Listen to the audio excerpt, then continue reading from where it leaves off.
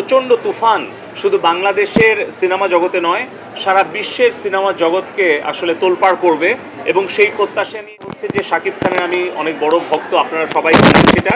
বিশেষ করে আমি শাকিব খানের ভক্ত হিসেবে প্রত্যেকটা ঈদে যখন তার কোনো সিনেমা মুক্তি পায় আমিও আসলে খুব উদ্বিগ্ন হয়ে থাকি, অপেক্ষায় থাকি সেই সিনেমাটা দেখার জন্য। তো ঈদের আনন্দটাতে আরও আসলে একটা নতুন মাত্রা যুক্ত করেছে এবারের ঈদুল আজহা উপলক্ষে যেই সিনেমাটা মুক্তি পাচ্ছে তুফান।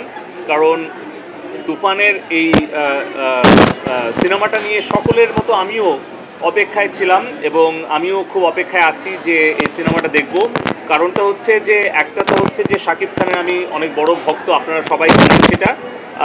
শাকিব খানের সাথে সাথে একই স্ক্রিনে আমরা চঞ্চল চৌধুরীকে দেখতে পাবো, ওনারও খুব বড় একজন ভক্ত।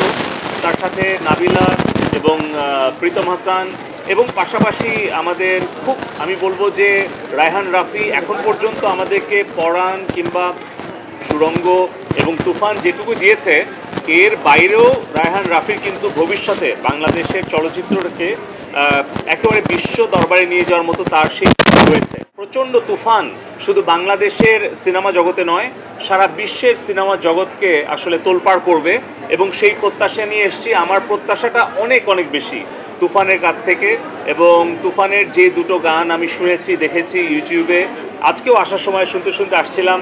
আমি, আমার স্ত্রী, আমার দুই সন্তান সবাই কিন্তু এই টিউনকে, এই যে যে স্টাইলে শাকিব খান আবির্ভূত হয়েছে, যেটুকু আমরা সিনেমার ট্রেলার দেখেছি বা যে দুটো গান দেখেছি, অ্যাকশানগুলো দেখেছি, এমনি ব্যক্তিগতভাবে আমি খুব অ্যাকশান মুভি ফ্যান এবং আমি মিউজিক লাভার।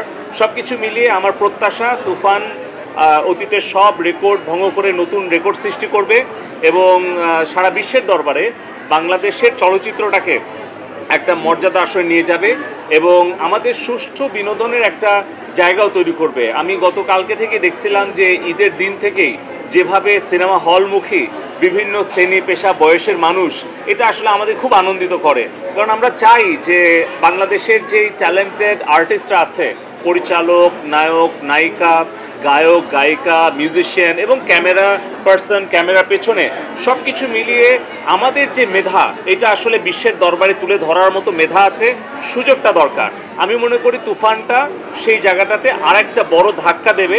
এই ধাক্কায় বাংলাদেশের সিনেমা বাংলাদেশের মানুষের মন জয় করে বিশ্বের দরবারে নিয়ে যাবে এবং সেক্ষেত্রে আমি বলবো যে আমাদের তথ্য যোগাযোগ প্রযুক্তি বিভাগ থেকেও কিন্তু আমরা আমাদের স্মার্ট বিনোদনের জগৎটাকে আরও জনপ্রিয় করার জন্য আমরা রাজশাহীতে একটা সিনেমা থিয়েটার বানিয়েছি, যেখানে কিন্তু আমরা অনেক দর্শককে পাচ্ছি।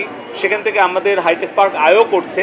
আমাদের পরিকল্পনা আছে, মাননীয় প্রধানমন্ত্রীর কাছ থেকে ইতিমধ্যে অনুমোদন পেয়েছি, আরও 12টা আমরা মাল্টি স্ক্রিন সিনেমা কমপ্লেক্স আমরা হাইটেক পার্কের ভেতরে করব। সো আমরা একটা অ্যানিমেশন ফিল্মও তৈরি করেছি, মেইন স্ট্রিম ফিল্ম তৈরি করেছি, আমরা ওটিটি প্ল্যাটফর্ম তৈরি করছি। সোজা কথা হচ্ছে 41-এর স্মার্ট বাংলাদেশ কিন্তু শুধু অর্থনৈতিক সমৃদ্ধি নয়, আমাদের সামাজিক সাংস্কৃতিক একটা বিপ্লবও কিন্তু আগামী 41কে সামনে রেখে আমরা করতে চাই। আমি বিশ্বাস করি যে তুফান আমাদের সেই সাংস্কৃতিক বিপ্লবটাকেও সামনের দিকে এগিয়ে নিয়ে যাবে। আমি তুফানের জন্য অনেক অনেক শুভকামনা করছি এবং আমিও প্রত্যাশা করছি যে তুফান সিনেমাটা আমাদের দর্শককে, লাখ লাখ দর্শককে সিনেমা হলে আবার টেনে আনবে।